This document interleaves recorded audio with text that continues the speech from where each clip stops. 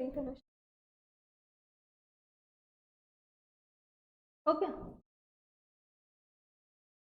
Hello everyone, मैं Meenakshi ma'am आप लोगों का अपने परिवार टीएन क्लासेस में स्वागत करती हूँ। जैसा कि यूपी पुलिस का भर्ती 2024 एग्ज़ाम है, तो उसके लिए मॉक टेस्ट जीके जीएस का मैं करवा रही हूँ। कुल 38 क्वेश्चन हैं, इसको करने से आप लोग की तैयारी और अच्छी हो जाएंगी। आइए फर्स्ट क्वेश्चन देखते हैं। प्रसिद्ध वादक उस्ताद बिंदा खान द्वारा बजाने वाला वादक है। फर्स्ट सारंगी, मृदंग, वायलिन और सजूर। सजूर। तो इसमें से ऑप्शन नंबर फर्स्ट सही है। नेक्स्ट क्वेश्चन, नेतृत्व का कौन सा सिद्धांत संपूर्ण व वैज्ञानिक माना जाता है? स्थिति का सिद्धांत, बहुकारक का सिद्धांत, व्यक्तिगत गुणों व स्थिति का सिद्धांत, आनुवांशिक सिद्धांत। तो इसमें बी ऑप्शन सही है। क्वेश्चन नंबर थर्ड, भारत का पहला ऐसा निर्माणाधीन हवाई अड्डा जहां कार्बन उत्सर्जन शुद्ध रूप से शून्य होगा, जिसका निर्माण कार्य 2024 तक पूरा कर लिया जाएगा। फर्स्ट मुंबादर अंतर्राष्ट्रीय हवाई अड्डा, नोएडा अंतर्राष्ट्रीय हवाई अड्डा, नवी मुंबई अंतर्राष्ट्रीय हवाई अड्डा, लुधियाना अंतर्राष्ट्रीय हवाई अड्डा। इसमें भी सेकंड ऑप्शन यानी ऑप्शन बी आंसर होगा। क्वेश्चन नंबर फोर्थ, भारतीय नौसेना में सर्वोच्च स्थान पर कौन सा कमीशन्ड अधिकारी होता है? First general, air chief of marshal, admiral और उप लेफ्टिनेंट। तो इसमें ऑप्शन नंबर सी आंसर होगा। ये जो एयर चीफ मार्शल है, ये एयरफोर्स का उच्च अधिकारी होता है। इसका एयरफोर्स का।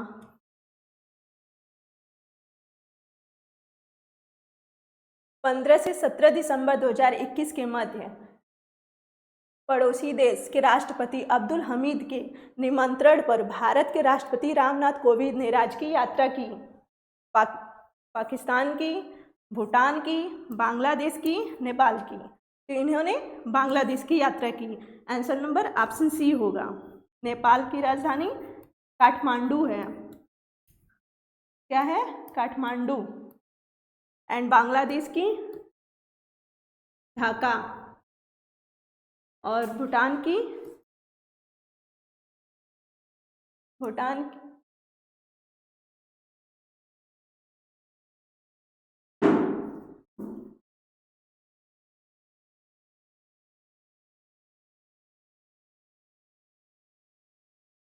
भूटान की थिम्पू और पाकिस्तान की इस्लामाबाद।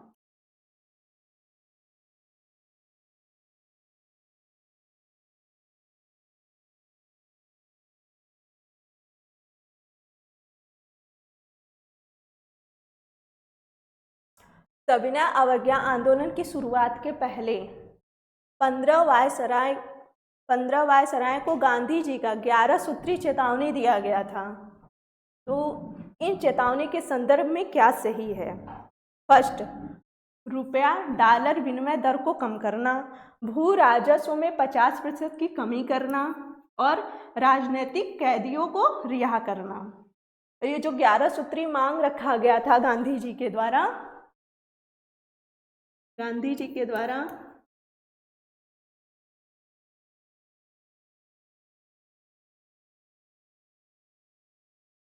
11 सूत्री मांग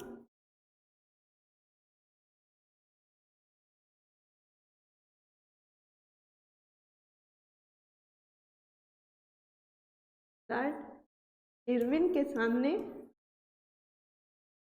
के समक्ष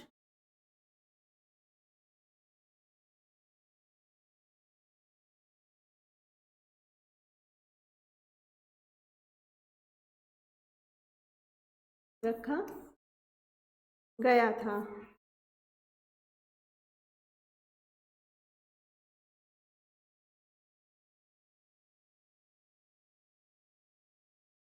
इरविन उस समय तत्कालीन वायसराय था। इरविन क्या था? उस समय का तत्कालीन वायसराय था। इसमें आंसर 1 और 2 सही, 2 और 3 सही, 1 और 3 सही, और डी 1 और 2 और 3। अब आप लोग इसमें से बताइए कि कौन से आंसर सही होंगे। इसमें आंसर बी सही होगा।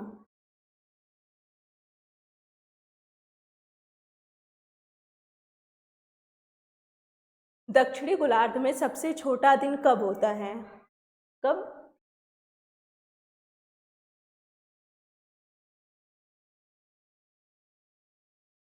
होता है 22 दिसंबर को, 21 जून को, 21 मार्च को और 23 सितंबर को। तो दक्षिणी गोलार्ध में सबसे छोटा दिन 21 जून को होता है। ऑप्शन नंबर बी सही है। आइए और ऑप्शन के बारे में देख लेते हैं। 22 दिसंबर को सूर्य की किरण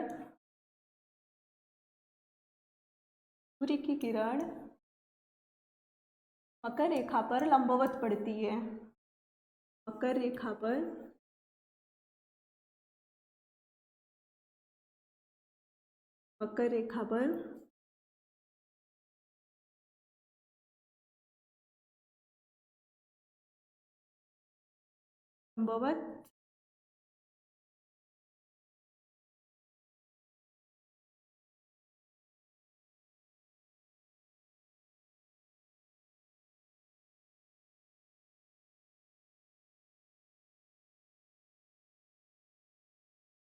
लंबवत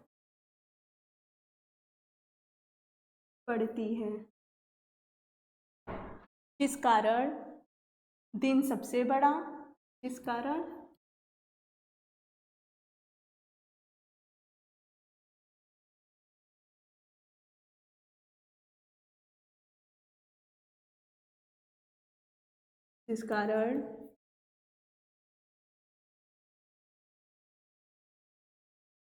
दिन बड़ा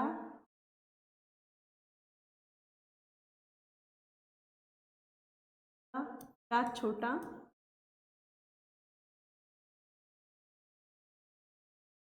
होगा। और 21 जून को जस्ट अपोजिट होता है। 21 जून को सूर्य की किरणें कर्क रेखा पर पड़ती हैं। किरणें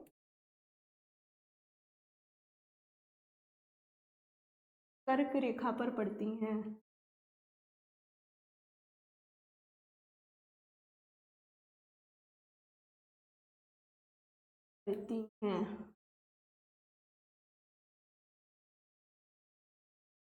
इस कारण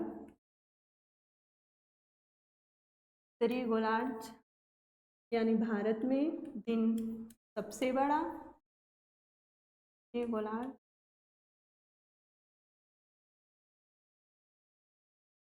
यानी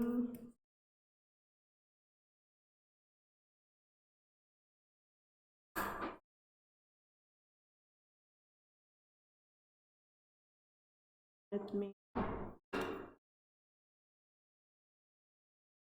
दिन बड़ा रात छोटी होगी।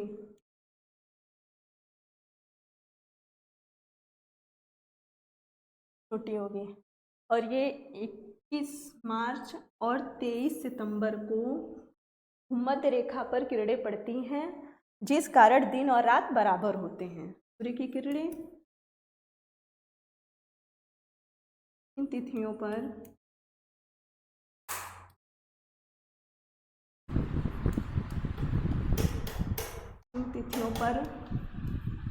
लंबवत दोनों लंबवत कर्क एवं मकर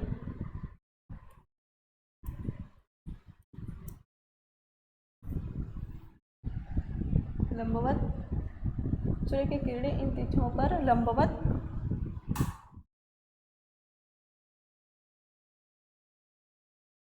पड़ती हैं, कारण दिन रात बराबर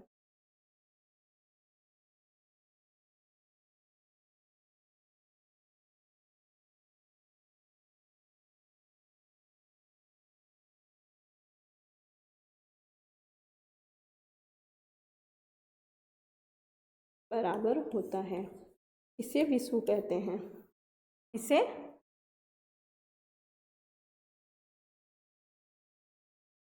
विषु भी कहते हैं।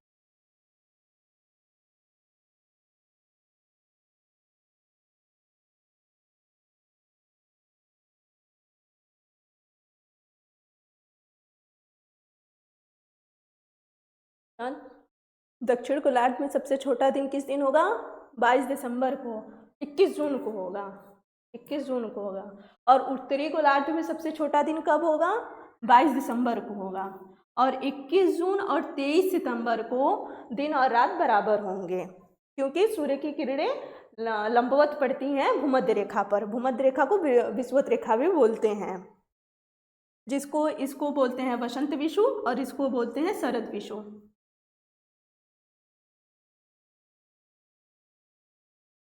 अनुसूचित जनजाति के संरक्षण के लिए एक क्षेत्र को अनुसूचित क्षेत्र के रूप में घोषणा करने की शक्ति किसके पास होती है? Question number 8। क्वेश्चन नंबर 8 को देखें और इसका आंसर दें। अनुसूचित जनजाति के संरक्षण के लिए एक क्षेत्र को अनुसूचित क्षेत्र के रूप में घोषणा करने की शक्ति किसके पास होती है? भारत के प्रधानमंत्री, भारत के राष्ट्रपति, राज्य के मुख्यमंत्री और भारत के उपराष्ट्रपति। तो ये शक्ति भारत के राष्ट्रपति के पास होती है। किसके पास होती है? भारत के राष्ट्रपति के पास होती है। क्योंकि कोई भी क्षेत्र या कोई भी कानून या अध्यादेश जब लाए जाते हैं संसद में, तो संसद से पारित होने के बाद वो हमेशा राष्ट्रपति के पास हस्ताक्षर करने के लिए जाते हैं। जब तक राष्ट्रपति उस पर सहमति नहीं देगा तब तक वो अध्यादेश या कानून के रूप में लागू नहीं होगा। तो इसीलिए अंतिम स्वीकृति राष्ट्रपति की मानी जाती है। इसलिए इस पर घोषणा करने की शक्ति राष्ट्रपति के पास में है। Question number 9। 30 नवंबर 2021 को फॉर्च्यून इंडिया द्वारा भारत की 50 सर्वाधिक प्रभावशाली महिलाओं की सूची जारी की गई है। इस सूची में प्रथम स्थान किस भारतीय महिला को प्राप्त हुआ है? प्रथम स्थान किस भारतीय महिला को प्राप्त हुआ है? अरुंधति भट्टाचार्य, रेखा एम मेनन, सुचित्रा इला एंड निर्मला सीतारमण। तो इसमें प्रथम स्थान मिला है भारत के वित्त मंत्री निर्मला सीतारमण जी को। किसको मिला है? निर्मला सीतारमण जी को। ये क्या है? भारत की वित्त मंत्री।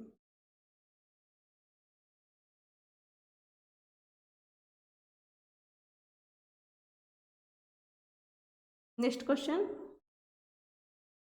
10वां।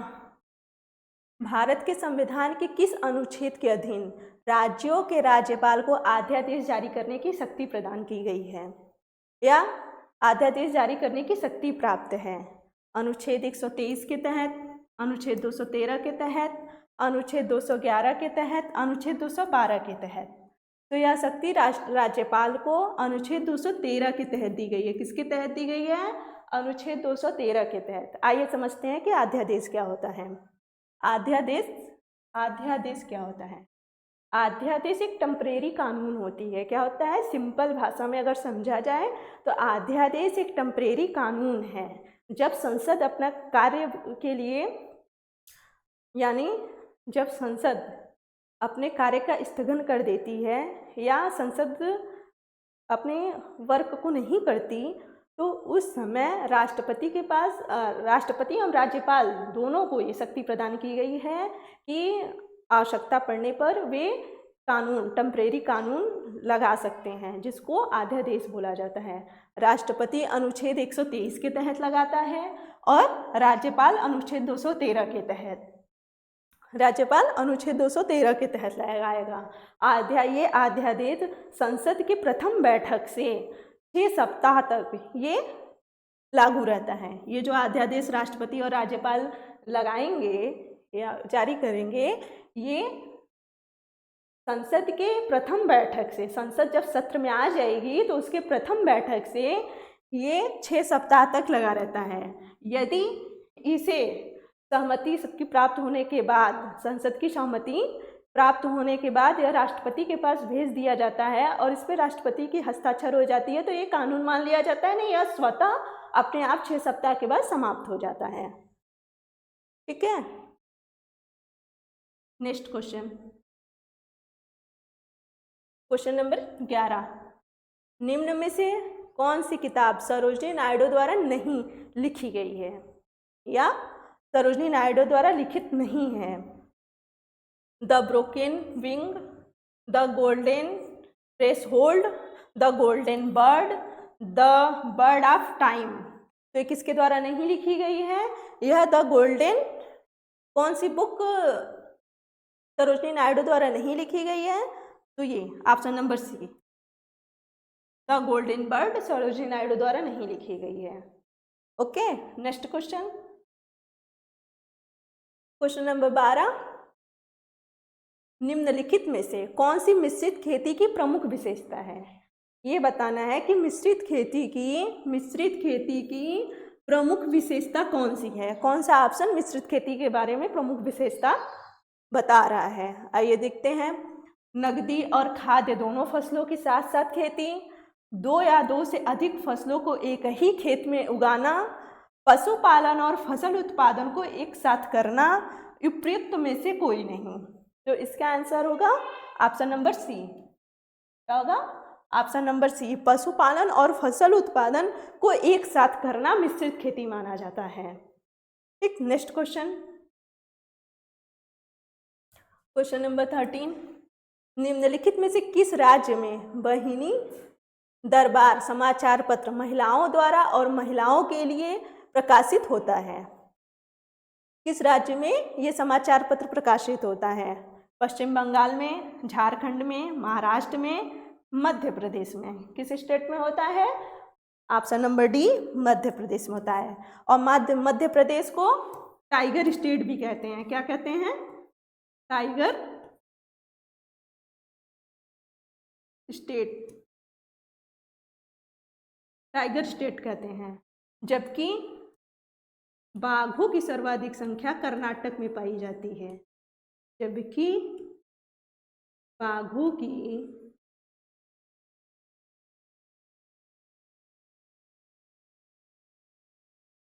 सर्वाधिक संख्या कहाँ पाई जाती है?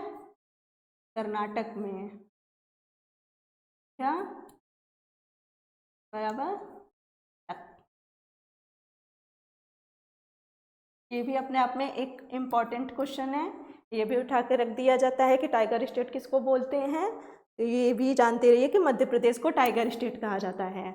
और बाघों की सर्वाधिक संख्या कर्नाटक में। ये भी क्वेश्चन पूछ लिया जाता है। सब लोग टाइगर स्टेट पढ़े रहते हैं, एमपी मार के चले आते हैं, तो इसके बारे में भी डिटेल में जानते रहिए। नेक्स्ट क्वेश्चन, किस सिख गुरु ने आदि ग्रंथ संकलित किया है? ठीक, गुरु अंगद ने, गुरु रामदास ने, गुरु अर्जुन देव ने, गुरु हर राय ने? किसने किया था? गुरु अर्जुन देव ने किया था। किसने किया था बच्चा लोग? गुरु अर्जुन देव ने किया था। गुरु अर्जुन देव कौन थे? तो ये सिख धर्म के 5वें गुरु थे।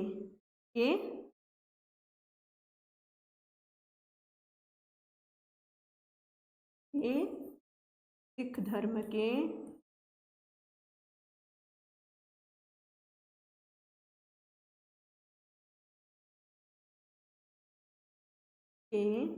5वें गुरु थे।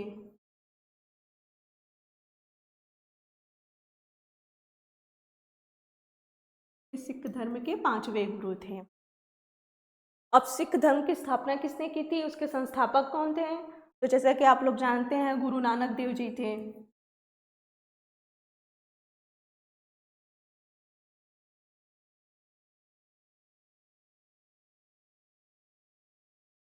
सिखों की प्रसिद्ध मंदिर कहाँ पर स्थित है? ये भी क्वेश्चन पूछ लिया जाता है कि सिखों की प्रसिद्ध मंदिर कहाँ पर स्थित है।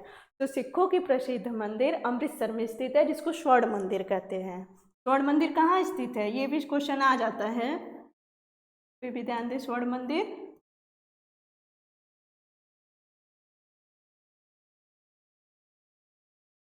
अमृतसर में।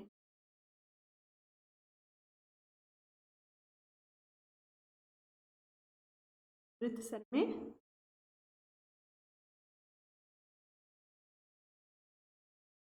अमृतसर पंजाब में है। ये भी अपने आप में एक अच्छा क्वेश्चन है। Next question 15 question. तुलु के राजवंश की संस्थापना किसने की? क्वेश्चन नंबर 15 किसने की? तुलु के राजवंश की स्थापना किसने की?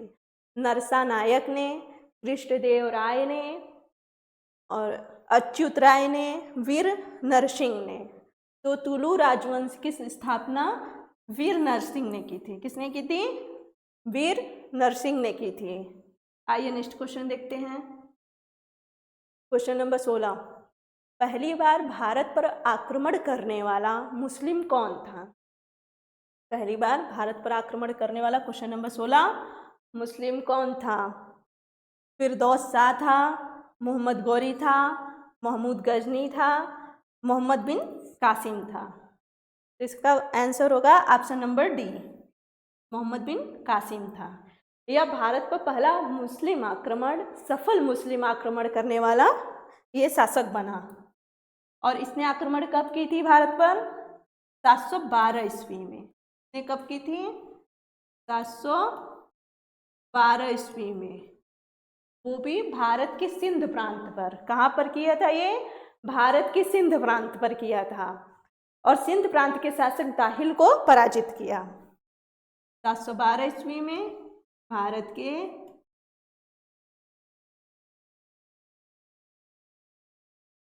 सिंध प्रांत पर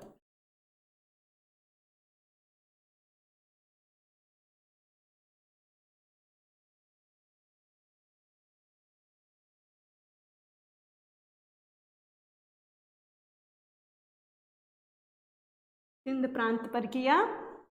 उस समय वहाँ का शासक कौन था? शासक दाहिल था। कौन था शासक? दाहिल।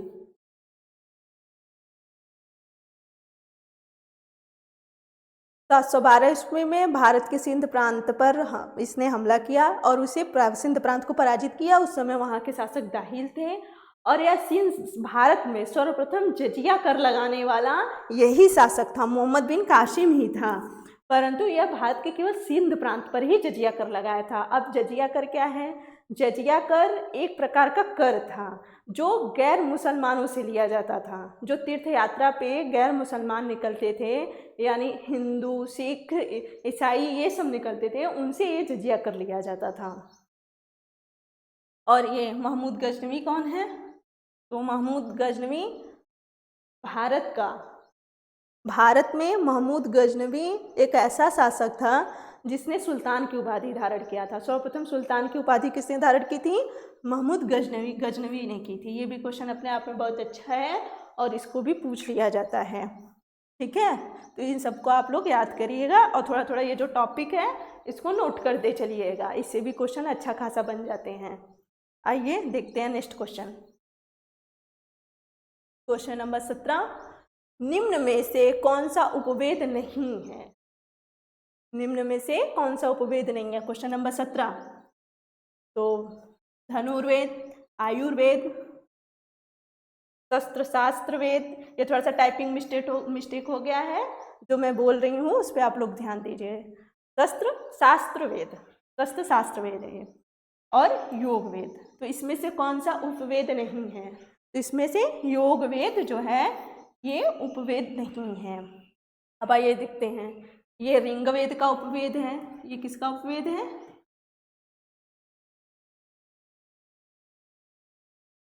ऋग्वेद का। ये ऋग्वेद का उपवेद है और ये यजुर्वेद का है। यजुर्वेद का है। और ये जो देख रहे हैं शस्त्र शास्त्र, ये भी यजुर्वेद का है, क्योंकि यजुर्वेद में ही युद्ध के बारे में बताया गया था। इससे शस्त्र शास्त्र वेद यजुर्वेद का ही उपवेद माना जाता है। यानी धनुर्वेद और यजुर्वेद, जो यजुर्वेद है इसका उपवेद धनुर्वेद है और इसका एक नाम शस्त्र शास्त्र वेद भी है। आइए नेक्स्ट क्वेश्चन देखते हैं। 18 क्वेश्चन नंबर 18। 9 दिसंबर 2021 को केंद्रीय पर्यावरण, वन और जलवायु परिवर्तन मंत्रालय द्वारा जारी सूचना के अनुसार किस राज्य संघ शासित प्रदेश में स्थित मानव निर्मित हैदरपुर आर्द्र भूमि को भारत का 47वां रामसर साइट और अंतर्राष्ट्रीय स्तर पर 2463वीं रामसर स्थल के रूप में नामित किया गया है? बताइए। मध्य प्रदेश, उत्तर प्रदेश एंड तेलंगाना और जम्मू कश्मीर। बताइए इसमें कौन सा होगा, आप लोग बताइए।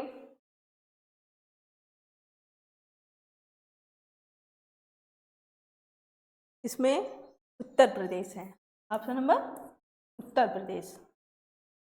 आइए नेक्स्ट क्वेश्चन देखते हैं। Question number 19। निम्नलिखित देशों में से किस एक के देशों में से 31 भूमध्य रेखा, कुछ इसमें टाइपिंग मिस्टेक है बच्चों, ध्यान में देना। आगे देखो, निम्नलिखित देशों में से निम्नलिखित देशों में से किस देशों से भूमध्य रेखा होकर गुजरती हैं? थोड़ा इसमें टाइपिंग मिस्टेक है, उस पर ध्यान मत दीजिए, जो मैं बोल रही हूँ उस चीज पे ध्यान दीजिए।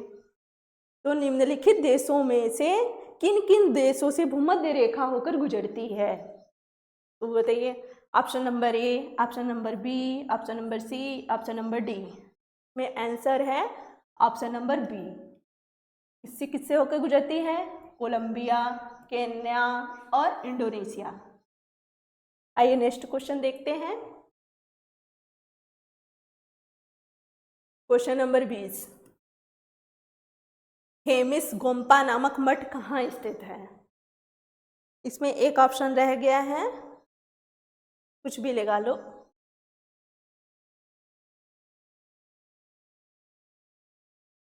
कोई रखो, पटना। तो इसमें पटना मान लेते हैं कि पटना है। थोड़ी सी टाइपिंग मिस्टेक हो चुकी है, जो मैं बोल रही हूँ आप लोग उस पर ज़्यादा ध्यान दीजिए। तो क्वेश्चन नंबर 20। हेमिस गोम्पा नामक मठ कहाँ स्थित है? थिम्पू में, लद्दाख में, बोधगया में, पटना में। ये कहाँ स्थित है? लद्दाख में स्थित है। लद्दाख कहाँ पड़ता है? जम्मू कश्मीर में। कहाँ पड़ता है? जम्मू कश्मीर।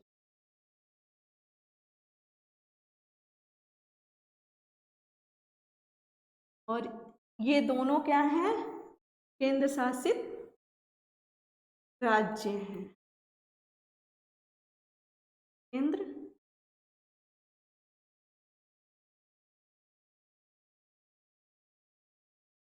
केंद्रीय शासित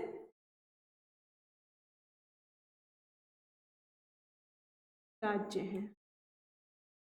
क्या है? केंद्रीय शासित राज्य। आइए नेक्स्ट क्वेश्चन देखते हैं। Question number 21।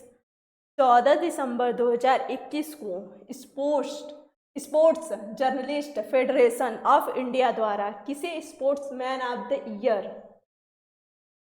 2021 पुरस्कार प्रदान करने की घोषणा की गई है? बताइए किसे की गई है, आप लोग बताइए किसे की गई है? नीरज चोपड़ा को की गई है, पीवी सिंधु को की गई है, कि सुनील यादव की गई है, कि विराट कोहली को की गई है? किसको की गई है? नीरज चोपड़ा को की गई है। आइए क्वेश्चन नंबर नेक्स्ट देखते हैं। Question number 22। भारत में काजू का प्रथम परिचय किन लोगों ने कराया? बहुत ही अच्छा क्वेश्चन है, ऐसे क्वेश्चन बार बार एग्जाम में खा लिए जाते हैं। तो डच के द्वारा, फ्रांसीसी के द्वारा, ब्रिटिश के द्वारा, पुर्तगाली के द्वारा। तो इसमें आंसर होगा पुर्तगाली। काजू का परिचय पुर्तगालियों ने कराया था। आइए पुर्तगालियों के बारे में थोड़ा बहुत जान लेते हैं, क्योंकि यही सबसे पहले भारत में आए थे। सबसे पहले भारत में पुर्तगाली ही आए थे। कब आए थे भैया? 1498 में आए थे। कब आए थे भैया? 1498 में आए थे। और गए भी सबसे लास्ट में यही थे। गए भी भारत को भी सबसे लास्ट में इन्होंने ही छोड़ा। कब छोड़ा? 1961 में छोड़ा। आइए इनके बारे में थोड़ा देख लेते हैं। सर्वप्रथम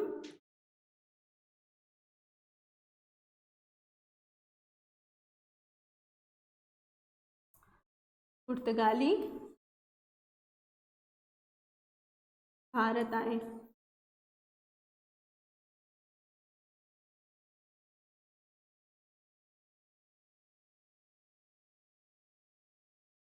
बताएं। प्रथम वो भारत आने वाला प्रथम पुर्तगाली कौन था? वास्को डिगामा था। कौन था? वास्को डिगामा था। 1498 ईस्वी में आया था। आप लोग हमारी बातों पे ध्यान दीजिए, जितना ध्यान देंगे उतना ही क्लास में ही आप लोगों को सारी चीज़ें याद हो जाएंगी। कब आया था प्रथम भारत आने वाला प्रथम पुर्तगाली? कौन था? Vasco da Gama. कौन था? Vasco da Gama. कब आया? 1498 में। वास्को डिगामा कब आया था? 1498 में। और ये कहाँ आया था? तो भारत में सबसे पहले या कालीकट में आया हुआ था। ये भी एक अपने आप में अच्छा क्वेश्चन है, पूछ लिया जाता है कि वास्को डिगामा भारत में सबसे पहले कहाँ आया हुआ था? तो कालीकट में आया हुआ था। और ये भी क्वेश्चन पूछ लेता है कि उस समय कालीकट का शासक कौन था? उस समय कालीकट का शासक जमोरीन था। यह भारत में कालीकट आया। कालीकट। और शासक यहाँ का कौन था भैया? जमोरीन था। जमोरीन। ठीक, तो ये भी अपने आप में एक अच्छा क्वेश्चन है। ये भी क्वेश्चन पूछ लिया जाता है, कहाँ का शासक था? कौन था? जमोरीन था। और पुर्तगालियों की सर्वप्रथम फैक्ट्री 1503 ईस्वी में कोचिन में लगाई गई थी। किस में लगाई गई थी? कोचिन में। कहाँ लगाई गई थी? ये भी क्वेश्चन पूछ लिया जाता है कि पुर्तगालियों की सर्वप्रथम फैक्ट्री कब और कहाँ लगाई गई थी? तो 1503 ईस्वी में कोचिन में लगाई गई थी। फिर उसके बाद इन्होंने अपना मुख्यालय बदला। 1530 ईस्वी में इन्होंने गोवा में अपना मुख्यालय बनाया। पहला 1503 में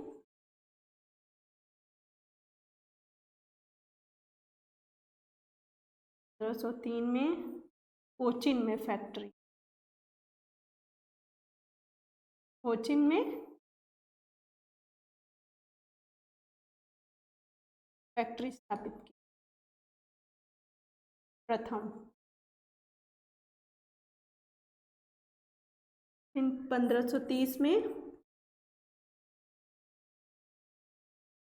1530 में पांडिचेरी, तो गोवा नहीं, पांडिचेरी में स्थापित किया था। कहाँ स्थापित किया था? पांडिचेरी में। अपना मुख्यालय या कंपनी इन्होंने पांडिचेरी में किया था। ठीक, 1530 ईस्वी में। गोवा में भी इन्होंने किया है काम, इसलिए मुझे थोड़ा गोवा याद आ रहा था, क्योंकि इन्होंने गोवा में 1556 ईस्वी में सर्वप्रथम पुर्तगालियों ने ही प्रिंटिंग प्रेस की स्थापना की थी। भारत में सर्वप्रथम प्रिंटिंग प्रेस की स्थापना किसने की भैया? पुर्तगालियों ने की थी। कब की थी? 1556 ईस्वी में की थी। कहाँ की थी? गोवा में की थी। ठीक, प्रथम प्रिंटिंग प्रेस की स्थापना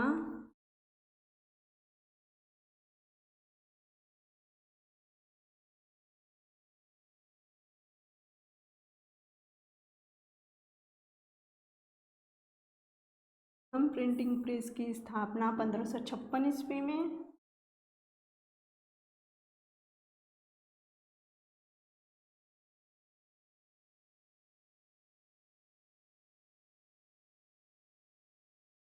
गोवा में की। कौन किए भैया? पुर्तगालियों ने किया। किया भैया? पुर्तगालियों ने किया। ठीक, ये सब पुर्तगालियों के बारे में है, जिसे आप लोग इसको अच्छे से नोट कर लीजिए, ताकि इससे भी ये छोटे छोटे जो फैक्ट आप लोग देख रहे हैं ना, इनसे क्वेश्चन बहुत तेज उठाया जाता है, और इसे भी याद करते चलिए। चलिए एक बार इस क्वेश्चन को फिर से देख लेते हैं। भारत में काजू का प्रथम परिचय किन लोगों ने दिया? पुर्तगालियों ने दिया। सर्वप्रथम भारत आने वाला पुर्तगाली वास्को डिगामा था, जो 1498 ईस्वी में आया हुआ था। पुर्तगालियों, उस समय वास्को डी गामा भारत में कहाँ आया था? कालीकट में आया था। कालीकट में उस समय शासक कौन था? तो उस समय कालीकट का शासक जमोरीन था। और उसके बाद 1503 ईस्वी में पुर्तगालियों की प्रथम फैक्ट्री कोचिन में स्थापित होती है, कोचिन केरल में स्थापित होती है। फिर उसके बाद इन्होंने अपना मुख्यालय स्थानांतरण किया, पांडिचेरी में स्थापित किया। कब? 1530 ईस्वी में। उसके बाद प्रथम प्रिंटिंग प्रेस की स्थापना 1556 ईस्वी में इन्होंने गोवा में की। भारत में प्रथम प्रिंटिंग प्रेस की स्थापना पुर्तगालियों के द्वारा की गई है। किसके द्वारा की गई है? पुर्तगालियों के द्वारा की गई है। आइए नेक्स्ट क्वेश्चन देखते हैं। क्वेश्चन नंबर 23, किस भारतीय राष्ट्रपति ने आयरिश स्वतंत्रता संग्राम में भाग लिया और इसके लिए जेल भी गए? P V. Giri, Neelam Sanjiva Reddy, doctor Shankar Dayal Sharma, doctor S Radhakrishnan. आइए इसमें देखते हैं। तो इसमें है पी.वी. गिरी, क्या आंसर है? पी.वी. गिरी, पी.वी. गिरी है। अब नीलम संजीवा रेड्डी कौन है? नीलम संजीवा रेड्डी ये भारत के ऐसे प्रथम राष्ट्रपति हैं जो निर्विरोध राष्ट्रपति चुने गए थे। नीलम संजीवा रेड्डी, ये क्वेश्चन आता है और कई एग्जामों में पूछा गया ये क्वेश्चन है। ये नीलम संजीवा रेड्डी भारत के ऐसे राष्ट्रपति थे जो निर्विरोध राष्ट्रपति चुने गए हैं। कौन? नीलम संजीवा रेड्डी, निर्विरोध राष्ट्रपति, निर्विरोध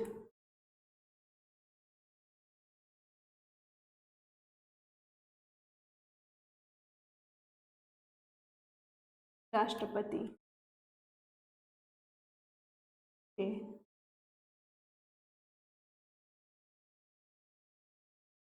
कौन है ये? ये भारत के पहले ऐसे राष्ट्रपति थे जो कि निर्विरोध राष्ट्रपति चुने गए हैं।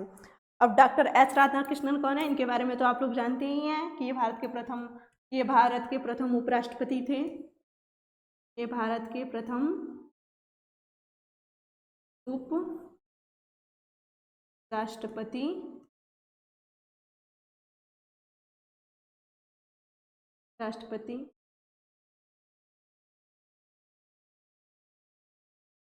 ओके।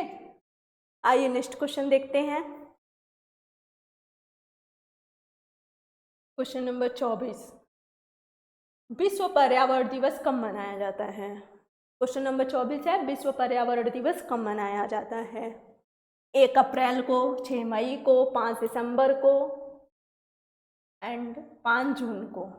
तो कब मनाया जाता है? जैसा सभी को ये पता है कि पर्यावरण दिवस 5 जून को मनाया जाता है। पर्यावरण दिवस कब से मनाया जाना स्टार्ट हुआ? आइए इसके बारे में जानते हैं। पर्यावरण दिवस कब से मनाया जाना स्टार्ट हुआ? 5 जून 1972 को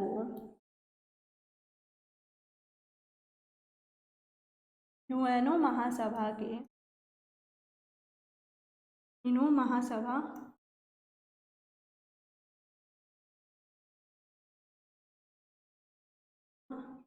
के स्टॉकहोम में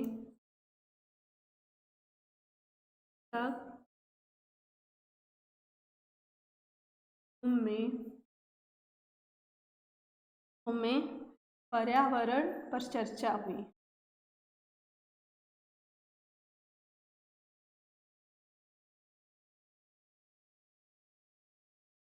पर्यावरण पर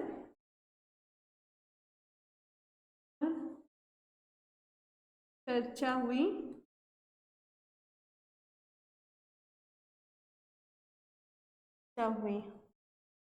जिस कारण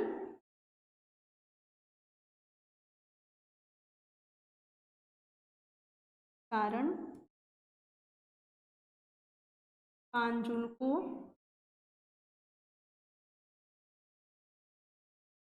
पर्यावरण दिवस मनाए जाने का निर्णय लिया। पर्यावरण दिवस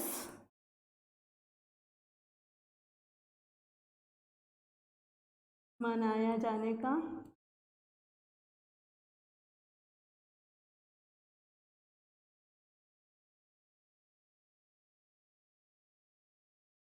निर्णय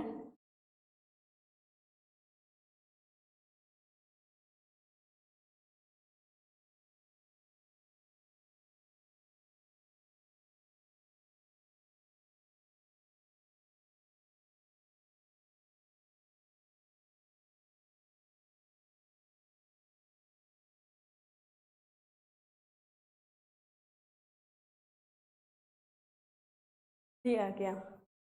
5 जून 1972 को यूएनओ महासभा के स्टॉकहोम में पर्यावरण पर चर्चा हुई कि हमारे पर्यावरण के लिए क्या हानि हो रही है और इनका संरक्षण कैसे किया जाए। इसके लिए सभी सदस्य देशों के द्वारा चर्चा की गई थी, जिस कारण 5 जून को पर्यावरण दिवस मनाए जाने का निर्णय लिया गया। और 5 जून को पर्यावरण दिवस इसलिए मनाया जाता है क्योंकि सभी देशों में पर्यावरण और जैव विविधता के लिए जागरूकता फैलाई जा सके। क्या किया जा सके? जागरूकता फैलाई जा सके। ठीक, आइए नेक्स्ट क्वेश्चन देखते हैं। क्वेश्चन नंबर 25, दिसंबर 2021 में भारत की अमूर्त सांस्कृतिक विरासत में से किसको यूनेस्को के द्वारा अंतर्राष्ट्रीय सांस्कृतिक 3 विरासत सूची में शामिल किया गया है? किसको शामिल किया गया है? नौरोज को, वैदिक मंत्रोच्चार की परंपरा को, कोलकाता की दुर्गा पूजा को और छऊ नृत्य को। तो किसको यूनेस्को के विरासत सूची में शामिल किया गया है? किसको शामिल किया गया है? कोलकाता की दुर्गा पूजा को। इसको शामिल किया गया है बच्चा? कोलकाता की दुर्गा पूजा को। ऑप्शन नंबर सी आंसर है इसका। आइए नेक्स्ट क्वेश्चन देखते हैं। क्वेश्चन नंबर 26, भारतीय संविधान सभा में कुल कितनी महिला सदस्य थी? भारतीय संविधान सभा में कुल कितनी महिला सदस्य थी? क्वेश्चन नंबर 26, ऑप्शन ए 12, थोड़ा सा ऑप्शन में इधर उधर हो गया है तो उस पर ध्यान मत दीजिए और इधर देख लीजिए, मैं इसको बना दे रही हूँ। यह है बी एंड ये है, ठीक। तो question number A 12, option number A 12, option number B 15, option number C 13, option number D 17। तो संविधान सभा में कुल कितनी महिलाएं थी? तो ऑप्शन नंबर बी सही है। कुल कितनी महिलाएं थी? 15 महिला। कितनी महिला थी? 15 महिला। अच्छा, संविधान सभा में कुल 15 महिला थी और 33 एससी थे। ये भी क्वेश्चन पूछता है कि संविधान सभा में कुल कितने एससी थे? तो 33 एससी थे। कितने एससी थे? 33 एससी सदस्य थे। एससी सदस्य थे।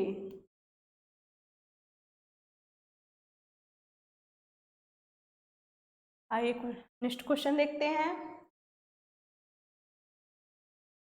क्वेश्चन नंबर 27, उत्तर प्रदेश में शेर सफारी स्थित है।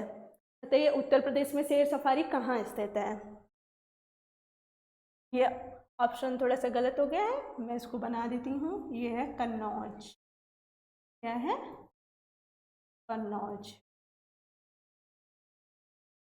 ऑप्शन नंबर ए कन्नौज में, बी लखनऊ में, सी इटावा में, डी नोएडा में। तो उत्तर प्रदेश में शेर सफारी कहाँ स्थित है? इटावा में। ऑप्शन नंबर सी क्या आंसर होगा? ऑप्शन नंबर सी इटावा में। आइए नेक्स्ट क्वेश्चन देखते हैं। क्वेश्चन नंबर 28, प्रसिद्ध चारकुला नृत्य संबंधित है अवध में ब्रजभूमि से, बुंदेलखंड से एंड रुहेलखंड से। तो जो चारकुला नृत्य है ये कहाँ से संबंधित है? तो ये ब्रजभूमि से संबंधित है। कहाँ से संबंधित है? ब्रजभूमि से संबंधित है। आइए क्वेश्चन नंबर 29 देखते हैं। क्वेश्चन नंबर 29, निम्नलिखित में से कौन सा भारतीय अर्थव्यवस्था का प्राथमिक क्षेत्र है? मतलब कौन सा भारतीय अर्थव्यवस्था का प्राथमिक क्षेत्र है? तो कृषि है, सहकारिता है, योग है, उपयुक्त में से कोई नहीं है। तो ये ऑप्शन नंबर ए कृषि है। तो प्राथमिक क्षेत्र क्या है? भारतीय अर्थव्यवस्था का प्राथमिक क्षेत्र क्या है? कृषि है। आइए नेक्स्ट क्वेश्चन देखते हैं। क्वेश्चन नंबर 30, 15 से 19 दिसंबर 2021 के मध्य किस देश का एक उच्च स्तरीय संसदीय प्रतिनिधि मंडल भारत की आधिकारिक यात्रा पर आया था? ये क्या है? आधिकारिक यात्रा पर आया। Philippines, Malaysia, Vietnam, Singapore. तो कौन आया था? वियतनाम। कौन देश आया था भैया? वियतनाम आया था। आइए नेक्स्ट क्वेश्चन देखते हैं। आयात निर्यात या एग्जिम बैंक की स्थापना है भाई, टाइपिंग मिस्टेक हो गई है।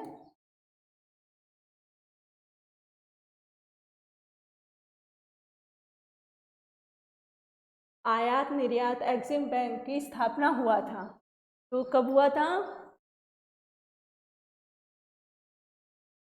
1981 में, 1982 में, 1985 में, 1989 नवासी में, 1981 में, 1982 में, 1985 में, 1989 में। कब हुआ था भैया? तो ऑप्शन नंबर बी सही है, 1982 में। एग्जिम बैंक की स्थापना कब हुई है? 1982 में। आइए नेक्स्ट क्वेश्चन देखते हैं। क्वेश्चन नंबर 32, प्रथम भारतीय महिला जिसने एशियाई खेल में 400 मीटर दौड़ में स्वर्ण जीता, स्वर्ण पदक जीता, क्या जीता? स्वर्ण पदक जीता। क्वेश्चन नंबर 32, प्रथम भारतीय महिला जिसने एशियाई खेल में 400 मीटर दौड़ में स्वर्ण पदक जीता। M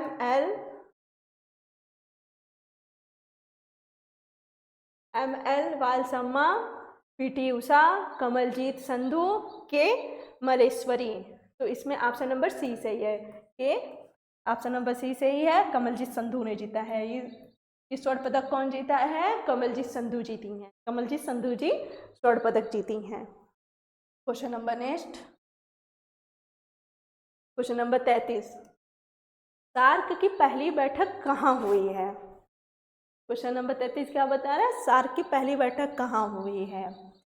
option A, B, C, D, बताइए कहाँ हुई है? तो सार्क की पहली बैठक ढाका बांग्लादेश में हुई। कहाँ हुई है सार्क की पहली बैठक? ढाका बांग्लादेश में। अब सार्क है क्या और सार्क की स्थापना कब हुई, आइए इसके बारे में जान लें कि सार्क है क्या, सार्क का फुल फॉर्म क्या होता है और सार्क की स्थापना कब हुई है। तो सार्क का फुल फॉर्म होता है भैया दक्षिण एशियाई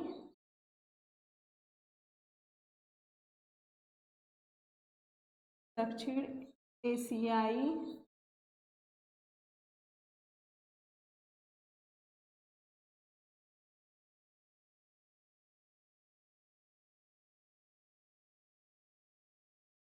एशियाई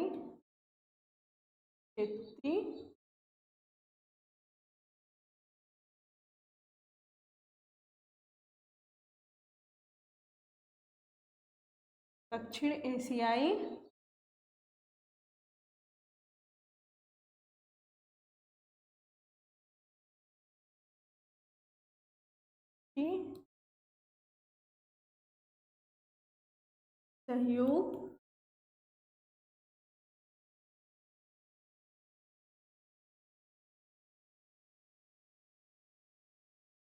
संगठन। इसका फुल फॉर्म क्या है भैया? सार्क का फुल फॉर्म है दक्षिण एशियाई क्षेत्रीय सहयोग संगठन। अब इसकी स्थापना कब हुई थी? तो स्थापना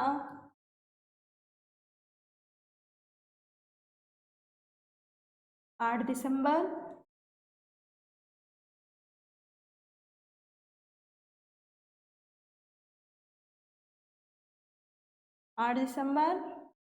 1885 को हुई है। कब हुई है? 8 दिसंबर 1885 को हुई है। इसमें कुल सदस्य देश, सार्क में कुल सदस्य देश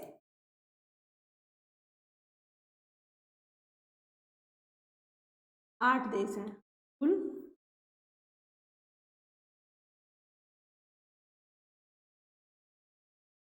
कुल सदस्य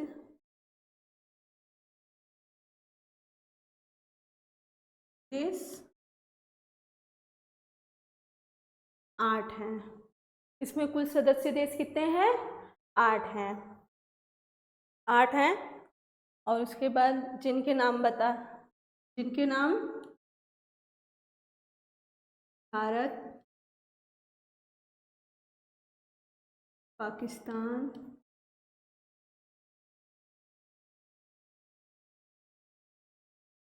बांग्लादेश, भारत पाकिस्तान, बांग्लादेश,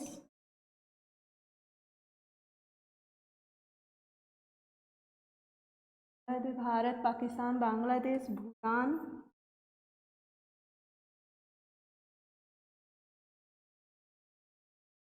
मालदीव,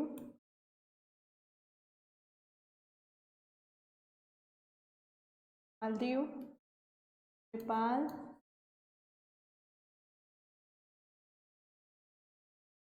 श्रीलंका,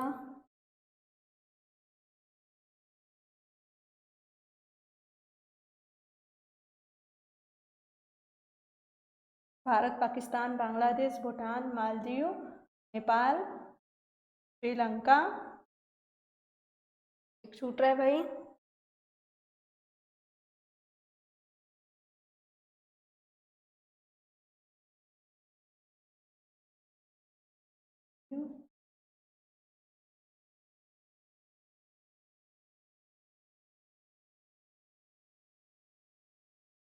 इसमें कुल 8 सदस्य देश हैं। भारत पाकिस्तान बांग्लादेश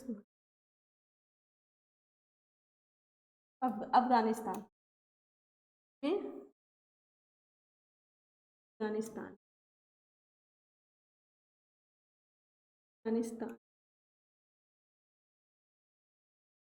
में कुल सदस्य देश कितने हैं? कुल सदस्य देश 8 हैं, जिसमें भारत पाकिस्तान बांग्लादेश भूटान मालदीव नेपाल श्रीलंका और अफगानिस्तान है। ठीक, इन सबको भी नोट करते चलिए, इन सबसे भी क्वेश्चन रख दिए जाते हैं। ठीक, आइए आगे नेक्स्ट क्वेश्चन देखते हैं। Next question number 34।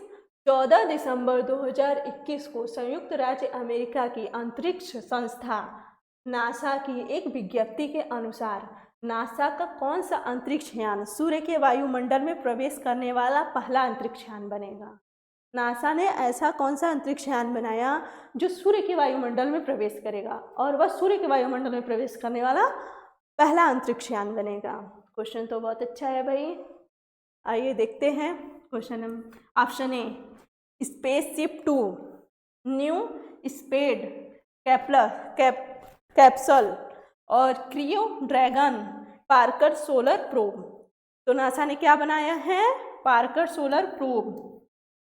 Option number D सही है, पार्कर सोलर प्रोब, जो सूर्य के वायुमंडल में प्रवेश करने वाला पहला अंतरिक्ष यान बनेगा। जो सूर्य के वायुमंडल में प्रवेश करने वाला या दुनिया का पहला अंतरिक्ष यान है। किसके द्वारा बनाया गया है?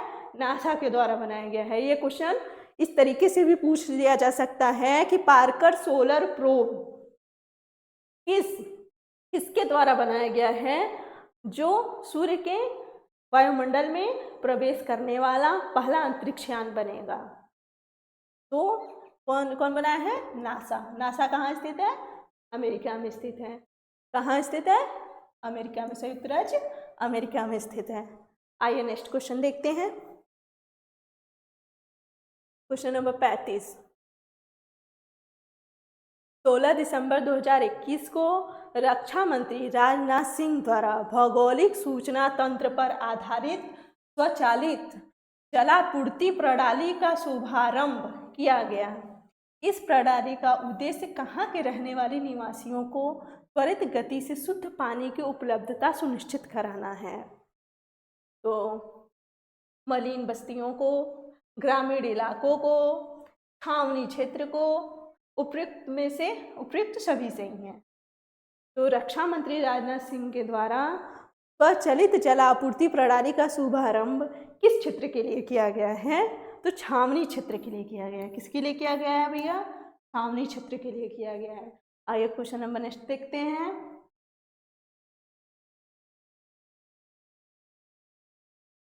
लौह और रक्त की नीति किसने अपनाई थी? किस शासक ने लौह और रक्त की नीति अपनाई थी? बलबन ने, अलाउद्दीन खिलजी ने, मोहम्मद बिन तुगलक ने, बाबर ने? तो किसने अपनाई थी? बलबन ने अपनाई थी। ये काफ़ी अच्छा क्वेश्चन है हिस्ट्री का, और ये क्वेश्चन अक्सर करके हर एग्जामों में रखा जाता है। तो लौह और रक्त की नीति किसने अपनाई थी? बलबन ने अपनाई थी। अब अलाउद्दीन खिलजी के बारे में भी क्वेश्चन आ जाता है, तो यहीं पे इनको भी थोड़ा सा देख लेते हैं कि उन्होंने क्या किया था। क्वेश्चन इनसे ऐसे पुटअप होता है कि बाजार नियंत्रण किस शासक के द्वारा किया गया था? बाजार नियंत्रण किस शासक के द्वारा किया गया था? या फिर क्वेश्चन ऐसे भी आ जाता है कि खिलजी वंश का कौन सा शासक था जिसने बाजार नियंत्रण नियम लागू किया था? तो किसने किया था? अलाउद्दीन खिलजी ने किया था। क्या किया था? बाजार नियंत्रण नियम।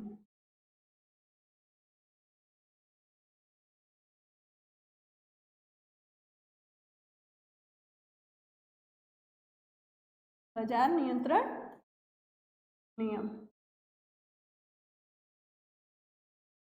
बाबर के बारे में जान ही रहे हैं कि बाबर मुगल वंश का संस्थापक था। बाबर क्या था?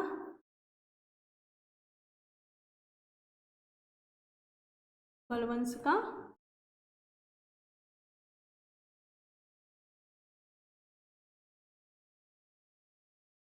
संस्थापक था।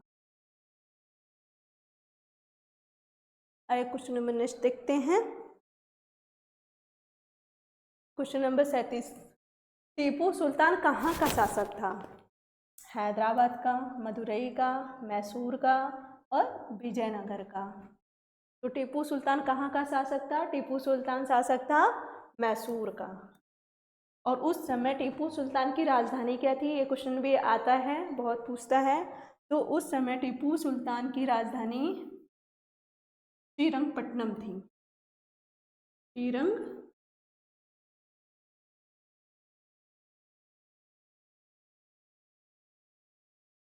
थी।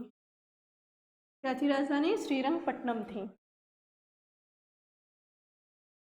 और ये विजयनगर राज्य के बारे में भी पूछता है। विजयनगर राज्य की स्थापना दो भाइयों ने की थी, हरियर एवं बुक्का नामक भाइयों ने। तो दो भाइयों हरियर और बुक्का ने की थी। वह बुक्का ने की थी, हरियर व बुक्का ने की थी। और मदुरई में सबसे फेमस मंदिर मीनाक्षी मंदिर स्थित है।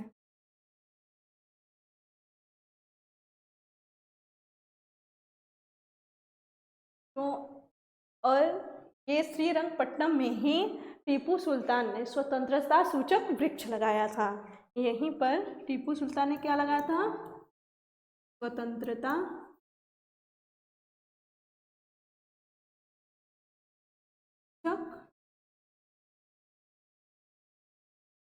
वृक्ष। ये भी क्वेश्चन पूछ लिया जाता है कि स्वतंत्रता सूचक वृक्ष किसके द्वारा लगाया गया था? तो टीपू सुल्तान के द्वारा लगाया गया था। कहाँ लगाया गया था? टीपू सुल्तान ने अपनी राजधानी श्रीरंगपट्टनम में लगाई थी। और मदुरई में क्या स्थित है? मदुरई में मीनाक्षी मंदिर स्थित है। मीनाक्षी मंदिर। और विजयनगर राज्य की स्थापना दो भाइयों ने हरियर व बुक्का ने की थी। ये भी क्वेश्चन बहुत ज़्यादा पूछा जाता है कि विजयनगर राज्य की स्थापना किसने की थी। आइए नेक्स्ट क्वेश्चन देखते हैं।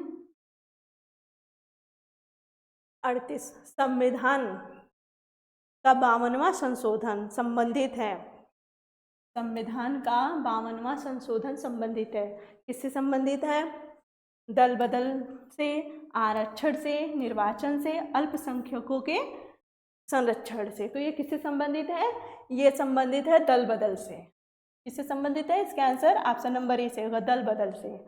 आइए 52वां संविधान संशोधन कब हुआ है इसके बारे में जान ले। ये 1885 में हुआ है। 52वां संविधान संशोधन 1885 में हुआ है। और इसी के तहत संविधान में 10वीं अनुसूची जोड़कर उसमें दल बदल निरोधक कानून बनाया गया था। इसी के तहत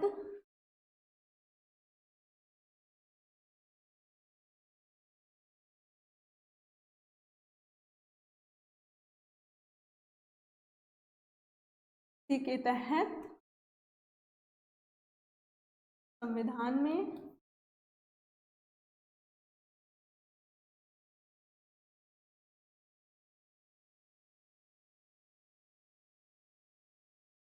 10वीं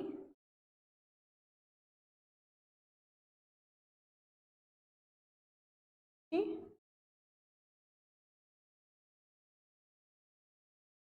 जोड़ी